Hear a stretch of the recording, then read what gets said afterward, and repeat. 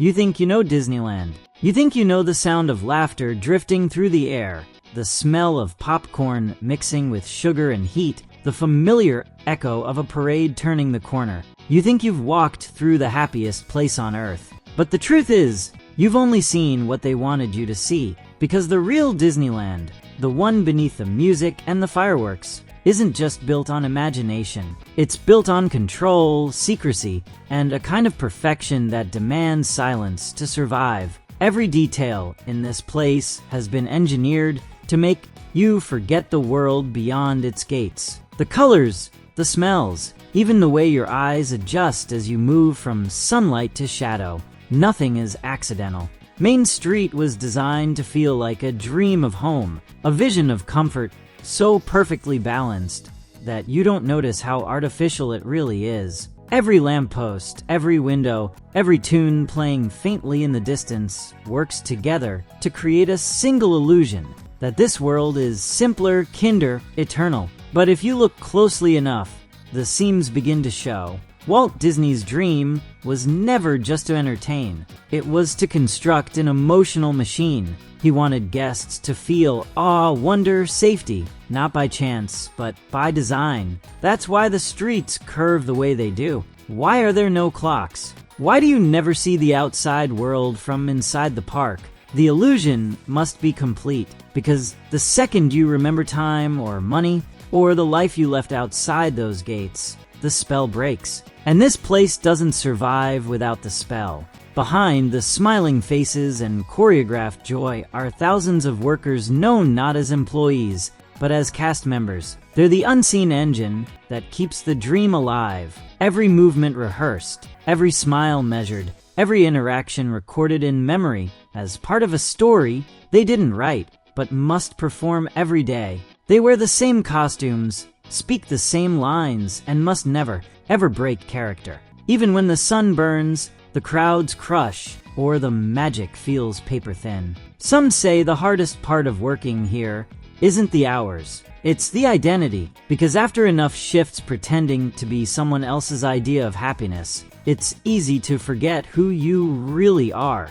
Deep within the park's carefully hidden corners lies a door that almost no one notices. A simple brass plate, the number 33 engraved in quiet gold. Behind that door is Club 33, Disneyland's most exclusive secret. Inside, the mood changes, the music softens, the chatter of families fades away. This isn't the Disneyland most people know. This is the one reserved for CEOs, politicians, and celebrities. A place where fine wine flows and deals are whispered in low voices above the streets below.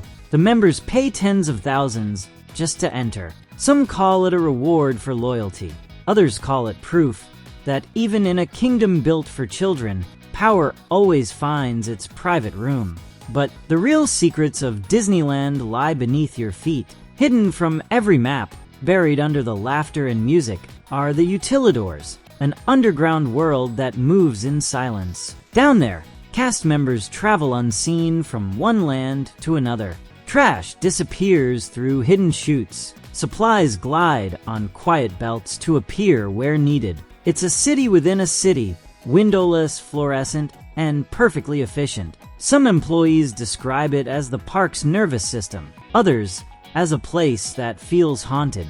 Because when the day's magic drains away and only the hum of machinery remains, it's hard to ignore how empty those tunnels can feel. For all its perfection, Disneyland has seen its share of tragedy. They're the stories Disney never advertises. Accidents during maintenance, rides that went wrong, moments of chaos in a place that promises order. The company has always worked quickly to make such memories vanish. Lawyers appear, settlements follow, reports are rewritten, and by the time the gates open the next morning, the park looks untouched. The music plays as though nothing ever happened. But the people who've worked their longest whisper that the park never really forgets. Some say they can still hear the music starting up at night when no one's around.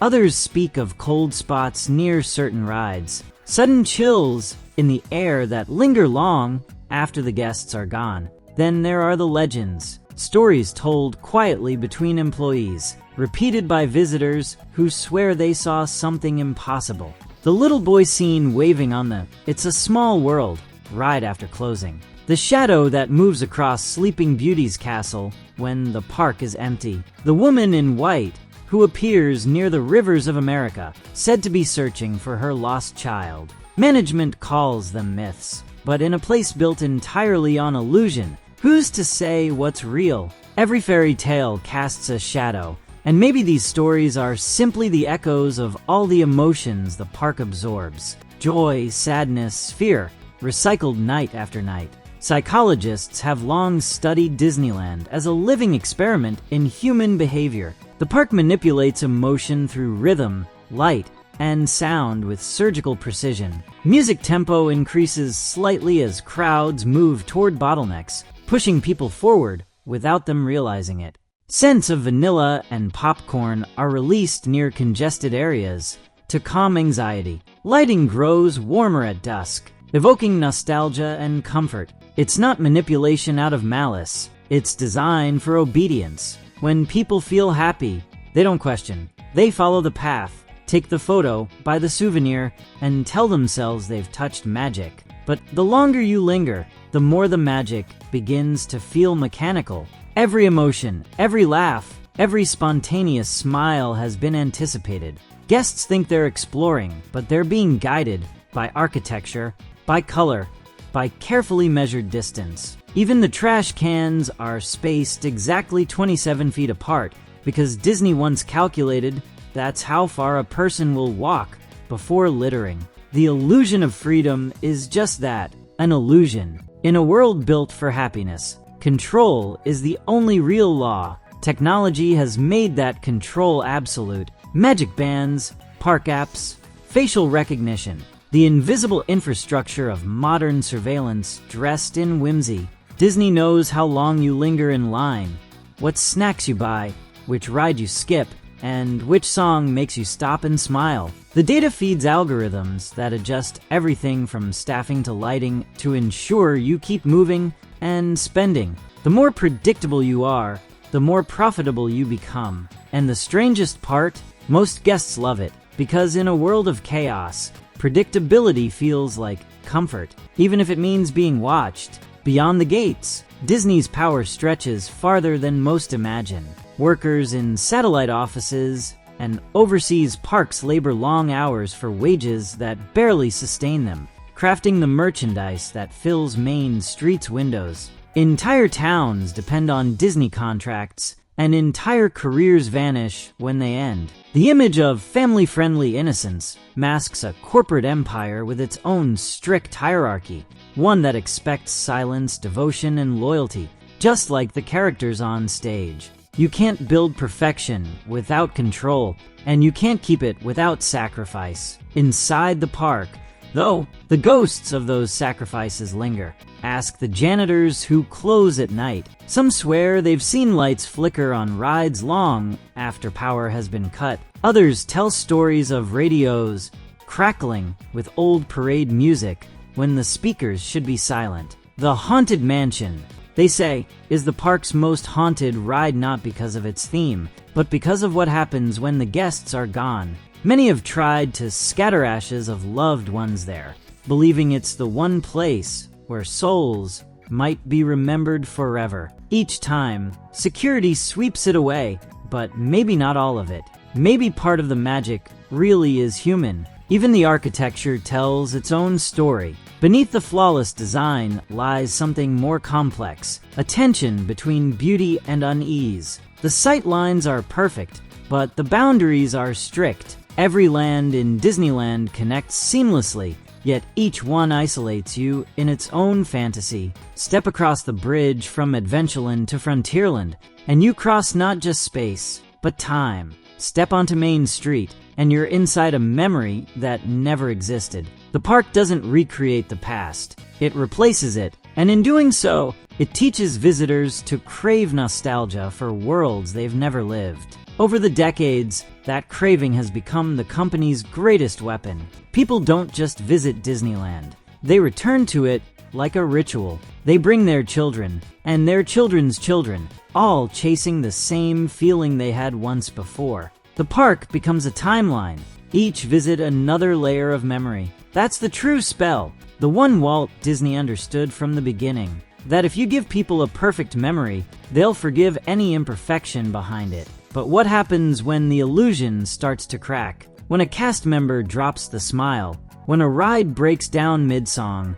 When a child cries instead of laughs? For a moment, the curtain lifts. The audience glimpses the machinery, and in that instant, the magic feels fragile. Yet even then, guests rarely look away. They want the illusion back, even if it's a lie. Maybe because deep down, we all prefer the comfort of a perfect story to the chaos of the truth. And maybe that's why the park's legends never die. They're the shadows that give shape to the light. The boy on the carousel who disappears when you blink.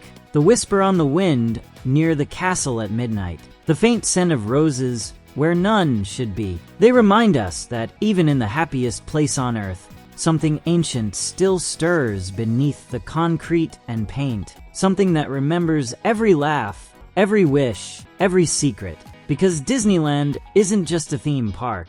It's a mirror reflecting what we want to believe about ourselves. That we can build perfection. That we can live inside a story forever. That happiness can be bought, bottled, and replayed with each new ticket.